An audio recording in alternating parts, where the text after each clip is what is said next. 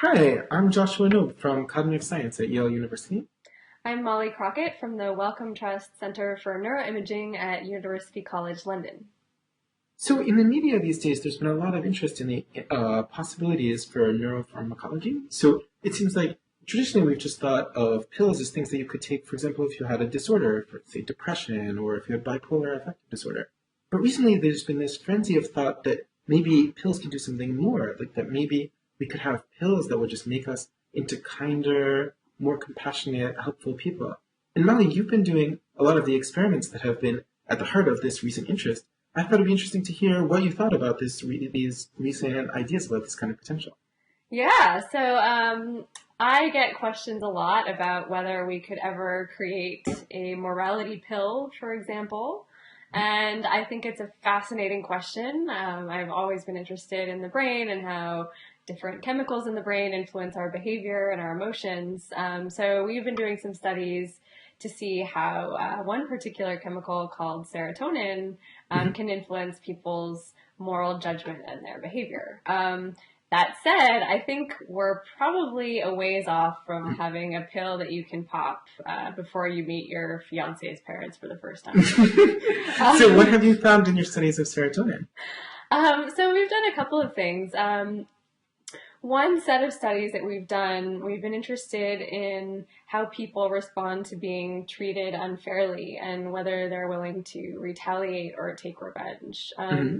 So we use some games from that actually come from economics. One of them is called the ultimatum game. So you've got two players, a proposer and a responder. And they have to decide how to split a sum of money, or neither player gets any money. So the first guy, the proposer, suggests a way to make a split, and the second player, the responder, can either accept, in which case both players are paid those amounts, or he can reject, in which case the money disappears, neither gets Hmm. anything. So what's interesting about this game is that, of course, uh, even though something is better than nothing, if the responder thinks that he's been given an unfair deal, he's really likely to reject. And what we found is that if you shift around people's serotonin levels in the brain and their serotonin function, this can change the behavior of the responder. So some of the studies we've done, we've temporarily lowered serotonin levels by giving people this kind of nasty tasting drink that messes with their metabolism. And we find that when we lower serotonin, people are more likely to reject these unfair offers. Um, and we find the opposite effect when we give them an antidepressant drug that works to enhance serotonin function in the brain. So we So, found this sort of lever that we can press around. so if someone's taking an antidepressant drug, and then you're wondering whether you can treat them badly and still get away with it, the answer is more yes than if they weren't taking that drug. Yeah, potentially. So the study that we did was in the lab with healthy volunteers. So these were not depressed people. Hmm. And they had never been depressed before. They had no one depressed in their family. So we're really sort of looking at what happened when we give people this antidepressant drug that sort of takes people from a baseline healthy normal serotonin function into maybe a situation where the brain is a little bit out of whack. Hmm. Um, that is a So, different kind of situation than someone who's depressed taking an antidepressant because their brain is in a sort of, well, I mean, it's an oversimplification, but a sort of low serotonin state to begin with, possibly. mhm. So it's hard to say, but like if someone's taking an antidepressant for health reasons, if they would respond like a normal person would, when if they weren't on the drug, they would respond differently, or if they are more likely to forgive a bad deal. It's hard to say, but an interesting question, I think. So if you do something bad to someone and now they have the option either to just accept it or to sort of make everyone's life worse as a Mm-hmm. result, then if you can do something to slightly boost people's serotonin levels, they're more likely to just accept it. Yeah, that's the result of one study that we've done. And then if you just had to speculate, if you think about people who actually are depressed and so have maybe reduced serotonin levels for that reason, do you think they'd be especially likely maybe to choose the other option of just making things worse for everyone and retaliating? That's certainly a possibility. There have been a few studies actually specifically looking at how depressed people play the ultimatum game. Mm-hmm. And the results are kind of mixed. So if you look at sort of not severely clinically depressed people, but sort of people who are borderline, maybe showing some signs of depression, there isn't, from what I can remember, from what I've read, a very strong difference. I think actually they may accept sort of the same amount, but they report feeling worse about it. So there's sort of this emotional difference. I've been collaborating with some people who are looking at behavior in this game in suicide attempters, elderly suicide attempters who are of course depressed, and they do look different from healthy people. It's an interesting effect that we find in this population. They seem to, first of all, they do reject a lot of the unfair offers, but we also vary sort of how expensive it is to reject. So you can imagine, like, if someone offers you like 10 cents out of a dollar, like, it's not really that expensive for you to reject that, right? But if someone offers you $10 out of $100, then like that's getting to be more substantial amounts of money. So you should be less likely to reject a higher amount than a lower amount if you sort of hold fairness constant. But what we see in some of these patient populations is that distinction is not really made. So they sort of care about the fairness and don't really take into account the expense of the rejection. It's an interesting question. It seems like a lot of times we're in this position where if someone screws you over and then you're thinking, what should you do then? There'd be no reason to retaliate and just sort of destroy everything. But you somehow have to convey to the person that you would do that so that they won't screw you over in the first place. So maybe just making yourself in general seem like you're the kind of person who might commit suicide, you're kind of a loose cannon, you do something weird at any moment, then people won't in the first place take the risk of maybe pissing you off. Exactly. Yeah, I mean, I think that's certainly one major reason for why we see this kind of motivation is that, like, normally this can be a really beneficial and adaptive thing in the long run, because you do want to get a reputation as someone that you don't want to treat poorly.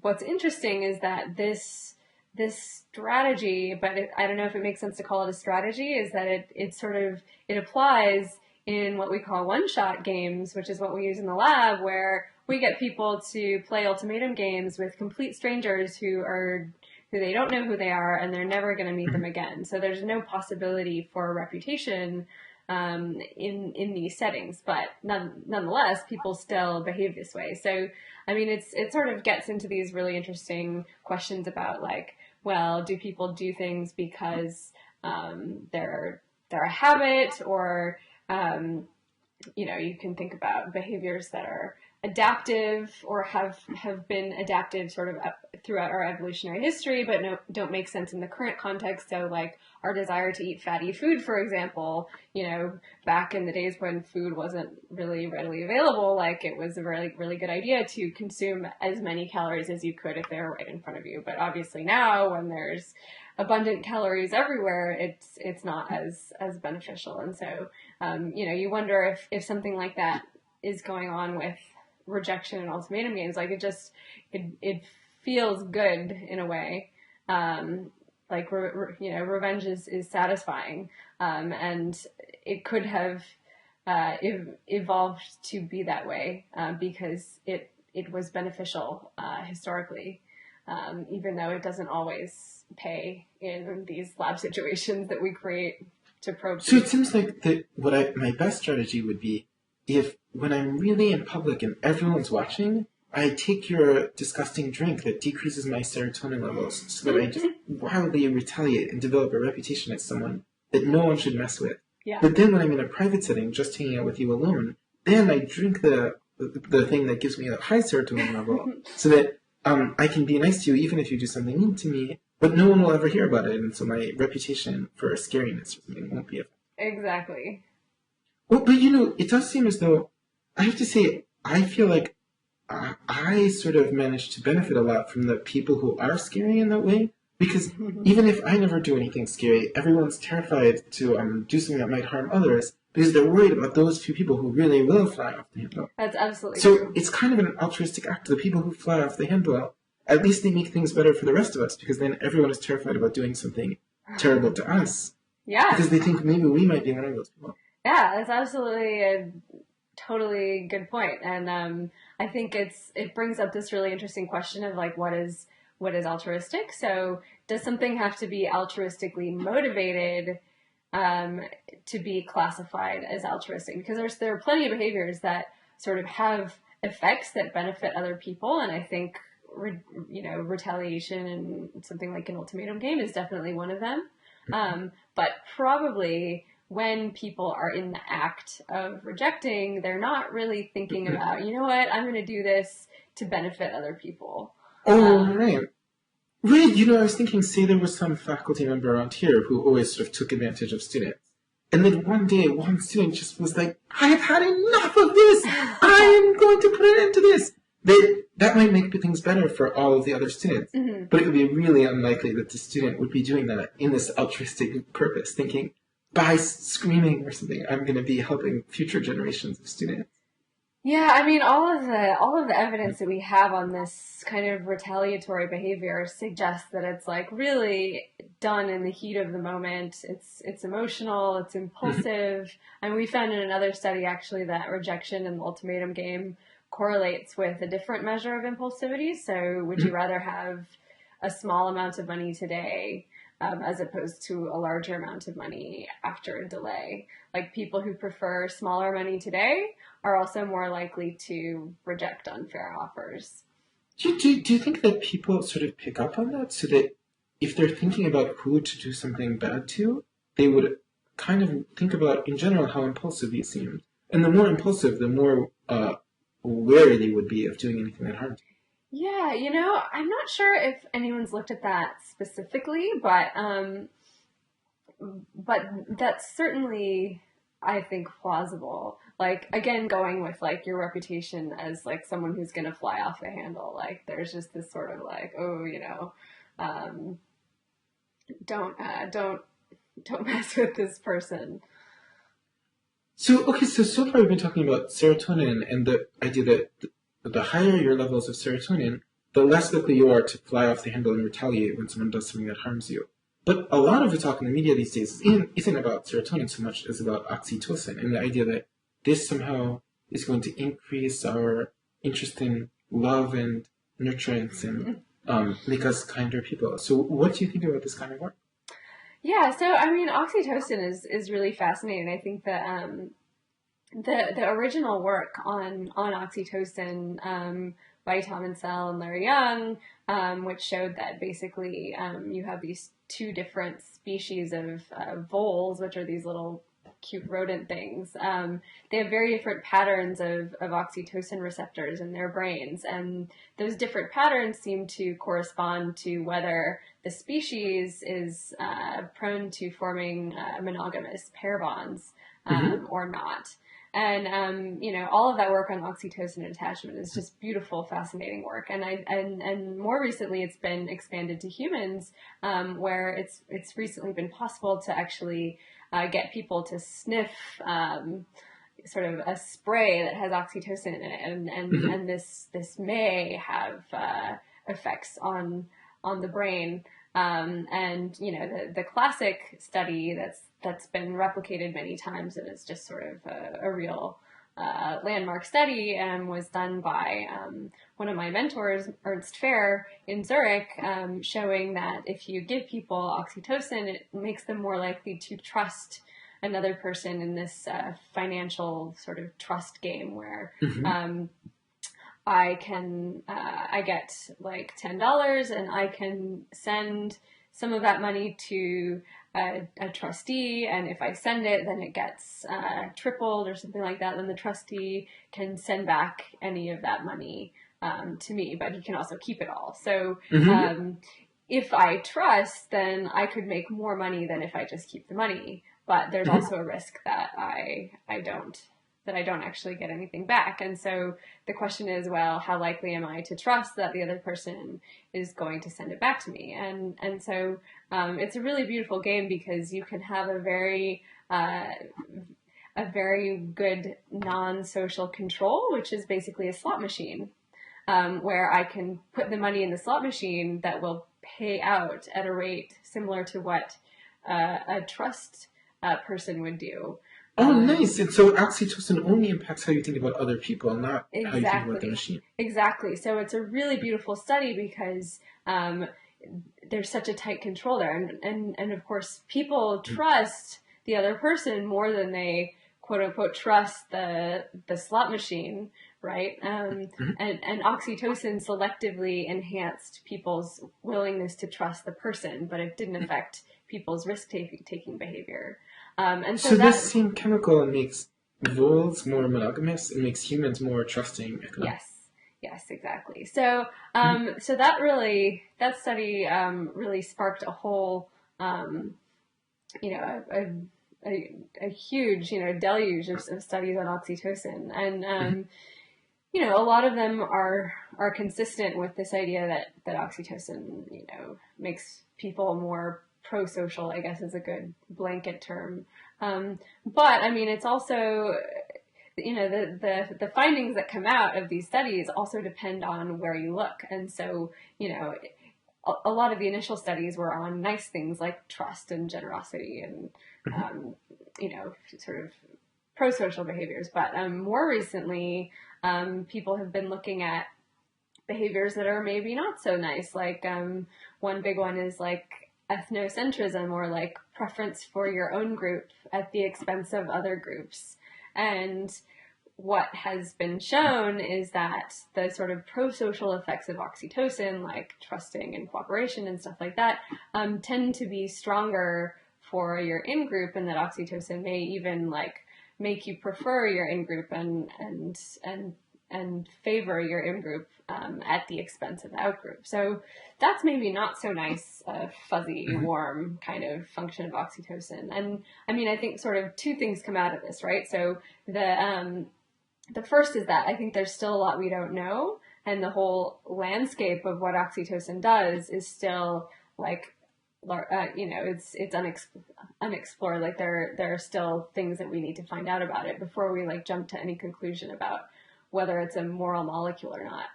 But secondly is that like, you can't just cherry pick the nice pieces of data and like ignore the ones that are not so nice if you have some like grand thesis that, oxytocin is going to make us all angels. So I think that a lot of the media hype that initially surrounded oxytocin, like I think it's starting to die down, and there are some really savvy science journalists out there who are starting to pick up on this more nuanced and like I think probably more interesting story about oxytocin. Wait, so you're thinking that initial reports were like saying that oxytocin just makes us angelic, and then what it actually seems to do, it seems like you're suggesting, is it makes us feel closer to certain other people, more trusting of them, and so forth. But the downside of that is that insofar as we feel really embedded within a certain group or within a certain community, then for that reason we sort of downgrade the importance we attribute to outgroup. So yeah, that's one way to look at it. I don't think I really could give a one sentence description of like what oxytocin does in the context of social behavior.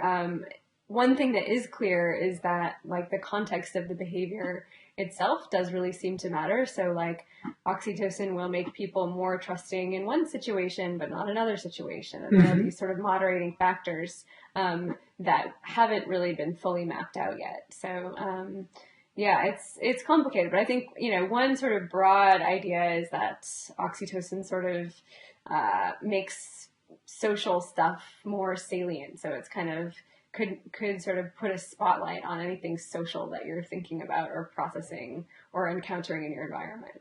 Oh, so when making the social stuff more salient makes you more altruistic, then you'll become more altruistic. But when making the social stuff more salient makes you less altruistic, then maybe you become less altruistic. Yeah, I think it could be something like that. But again, like, I think it's not totally clear, like, exactly the full range of what it does. And I mean, I think that makes sense in the case of serotonin as well. Like, these chemical systems in the brain are designed to do a lot of things. Like, you know, serotonin, for example, is involved not just in social behavior, but it's involved in sleep, it's involved in appetite, it's involved in mood, it's involved in like movement, it's involved in lots of stuff. And that's because, like, these chemicals are all over the brain, and depending on where in the brain they're acting, they're going to do different things.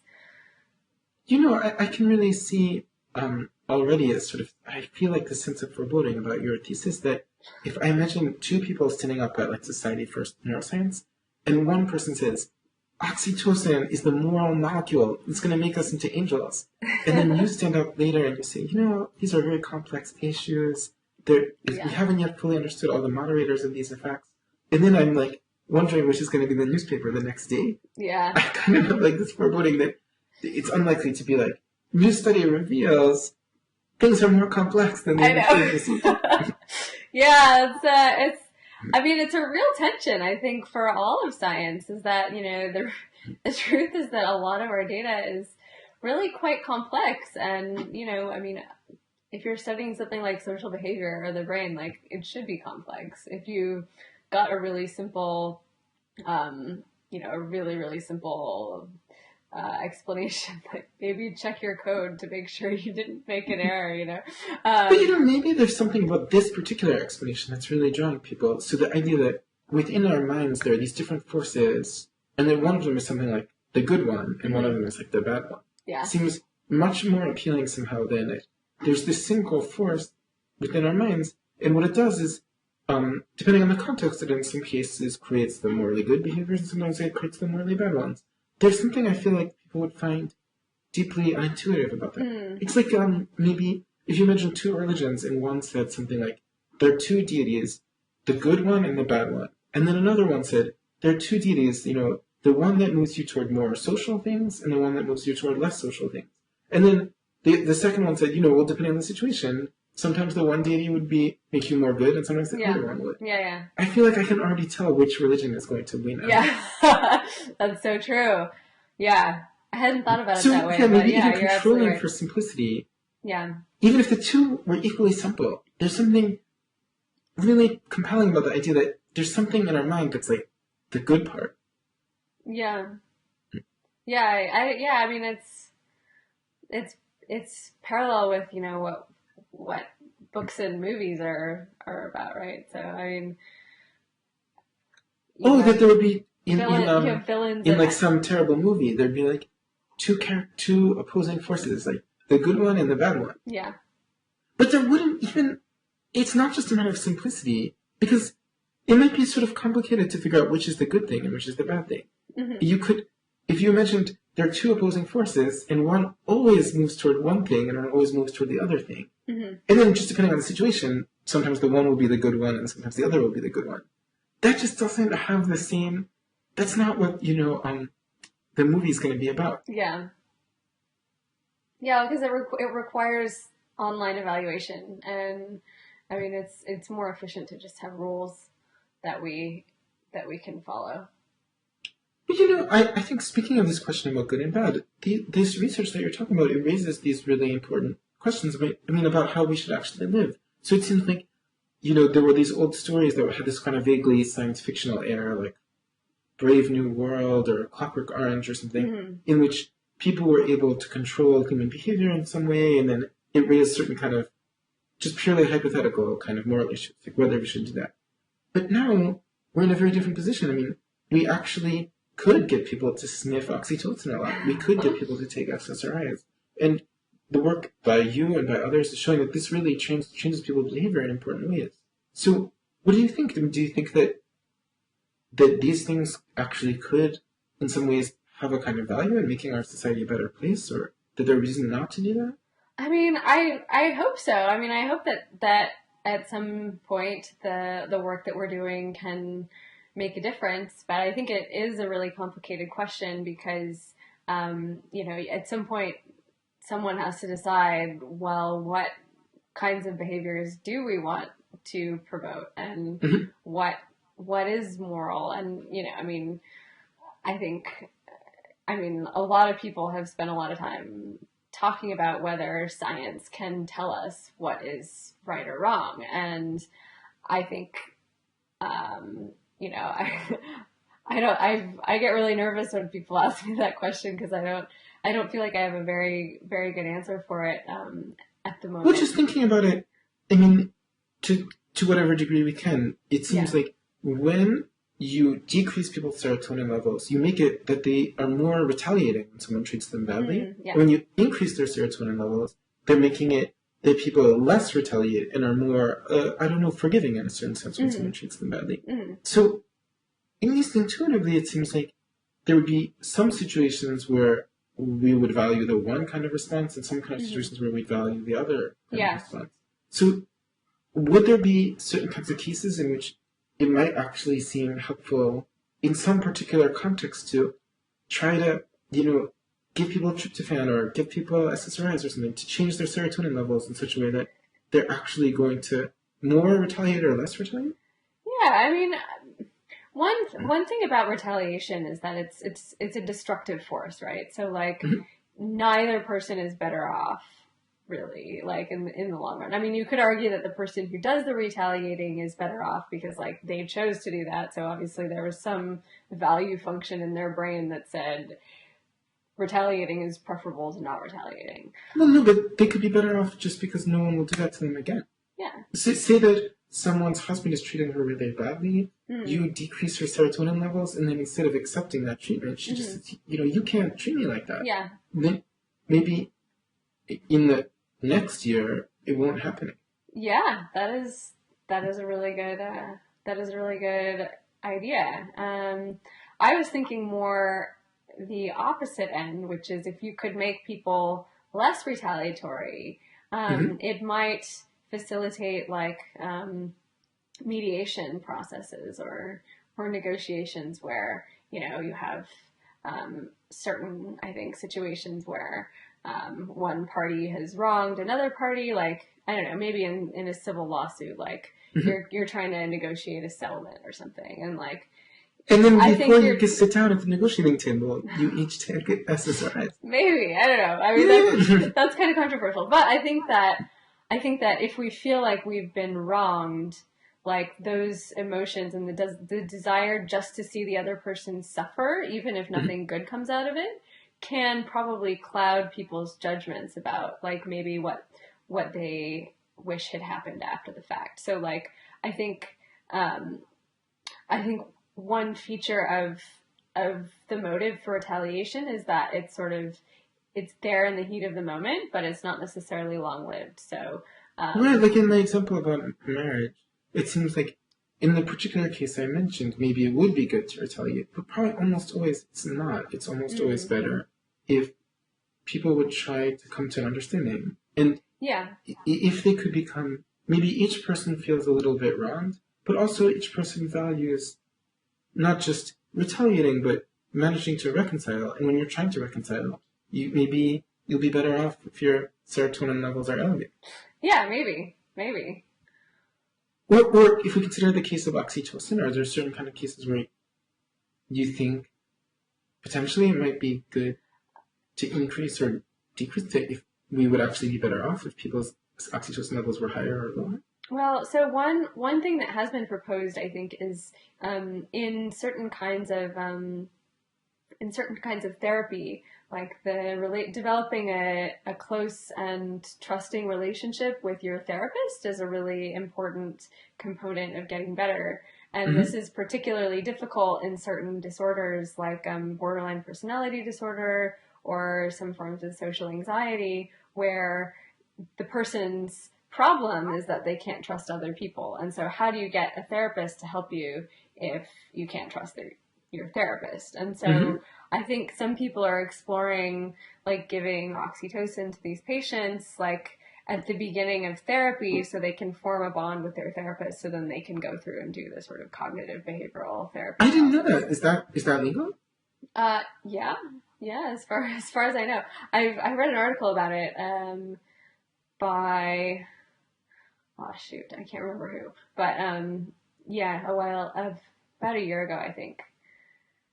Oh, so and then I wonder, like with each of these kinds of things, I could imagine someone thinking, even if it did work, that there'd be something wrong with it. I mean, not something about it having bad consequences, but just that they would feel on some deeper level that there's something creepy, even if people do get better as a result. Yeah. Oh, So yeah. I mean, I think this comes up a lot, right? It's like questions of authenticity. So I mean, for example, in a sort of different but related domain, if you take a pill that helps you focus and you do really well on a test, mhm. is do you deserve that success? Like, is that a real success or is it fake? Like, it feels kind of fake, right? It feels Mhm. like, oh, it wasn't me that did well on that test. It was the pills that I took that did well on that test. You're like the Lance Armstrong of test taking. Yeah, exactly. And I mean, these are really, really deep and interesting questions, I think. At the end of the day, like whatever authentic process happens, like if I'm trusting someone, like that that is a chemical process that's taking place in my brain. And Mm-hmm. if we can replicate that, like suppose that we could identically replicate um, that experience and like Mm-hmm. we could pinpoint like exactly what chemicals and where in the brain like the experience of trusting your therapist comes from, and then we could take a patient who lacks that, who has a deficit there, and replicate that perfectly. Then, if you were just looking at the brain, you wouldn't be able to tell who's the patient and who's the healthy person. And so then, like that's an interesting question then, right? Like, well, is the experience of the patient less real because like the source of it is a pill rather than like generated by their brain? Well, but it's not that the experience is less real per se, it's that it's less really an experience of that person.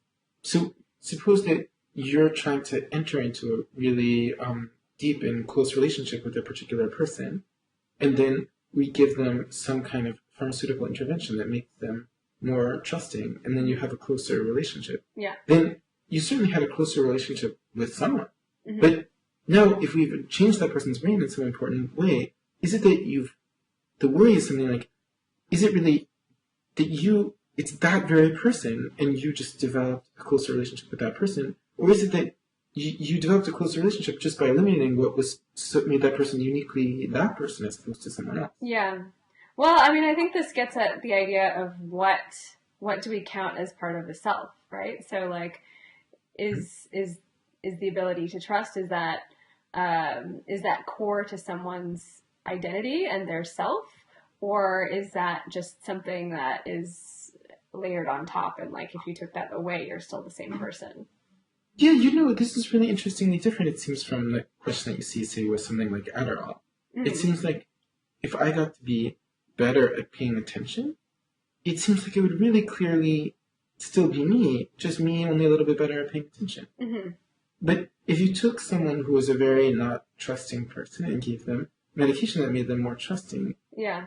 it's not quite as clear somehow that what you'd be doing is, preserving the essence of what made that person him or herself, but just adding a little bit of trust. Yeah. It seems somehow more in this case that you're intervening on something at the very essence of what makes this person herself. In a way that if you were affecting their ability to pay attention, their intelligence, their memory, these things seem so much less connected with the essence of what makes the person and Yeah. that person as she is. Yeah, I think I agree actually, which is um yeah, that's a really good observation, and it sort of makes me think, well, like why is that? Like what is special about like these social and moral characteristics that seem to be more essential to a person's identity than like these more cognitive characteristics. Yeah, it is a very striking phenomenon. I mean, there was a nice study about this recently using a kind of fictional thought experiment by Nina Strominger and Sean Nichols. Mm-hmm. What they did is they asked, what if you entered into someone else's body? Mm-hmm. And then what things about you would be retained and which things would be lost? So say you, like, came into and then appeared in the body of, like, Bill O'Reilly. So now Bill O'Reilly has you within him. Oh my God. Then what would be would you still, would that new person, say, have the same intellectual abilities that you now have? A lot of people think, no, maybe you'd have a Bill O'Reilly's, like, much lower intellectual abilities. Or would you have the same memories? Would you have the same kind of physical abilities? But then if you asked about your moral character, everyone thinks it would be you. That's the thing that would sort of be changed when you enter this other person's body. This person's moral character would be sort of transformed. Oh, interesting. It seems like there's some sense that we think of your moral character as being at the heart of who you are, whereas your talents and abilities and so forth are not at all. That's really interesting.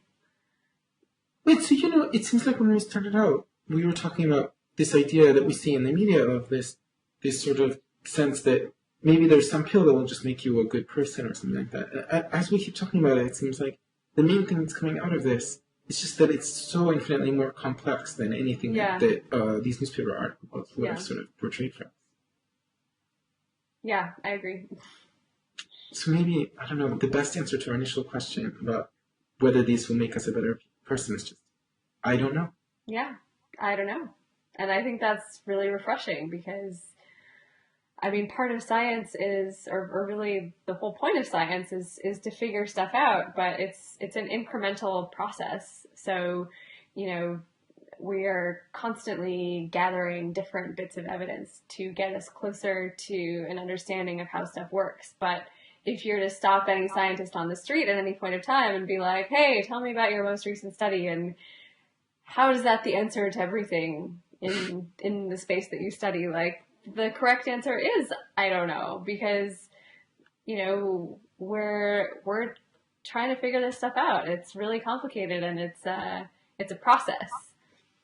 So we should not say we don't know with, like, an air of resignation and defeatism. We should say we don't know proudly with an air of reaffirming the most central values of science. Yeah, absolutely. Okay, so with that, let's just affirm our ignorance. And yes, we don't know. Thanks so much, Molly. Thanks.